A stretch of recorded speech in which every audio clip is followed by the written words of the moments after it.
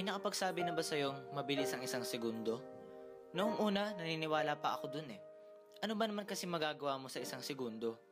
Pero, nang dumating ang araw na iyon, doon ko napatunayang malaki ang kayang gawin ng isang segundo.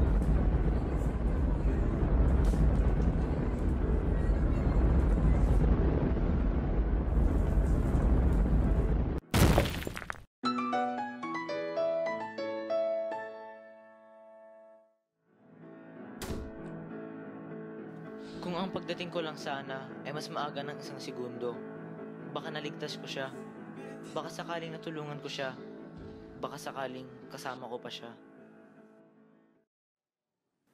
Ang hirap isipin na ang taong inalagaan mo ng ilang taon, ang nakababatang kapatid na iningatan mo, mawawala sa isang segundo.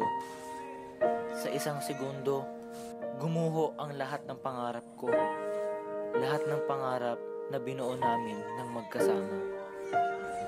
Sa bawat segundo, tuwing naaalala ko siya, ang mga pinagsamahan namin, ang mga away, tampuhan, kulitan, ang lahat ng iyon. Bawat isang alaala ay nagsilbing saya, luha, ngiti, lungkot at pighati.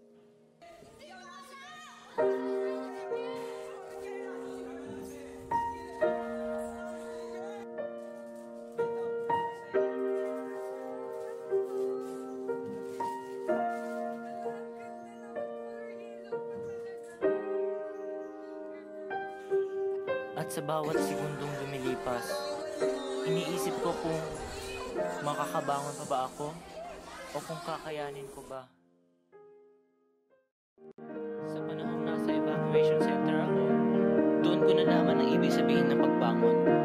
Gaano man kahirap ang sitwasyon, gaano man kabigat ang problema, may pag-asa pa rin.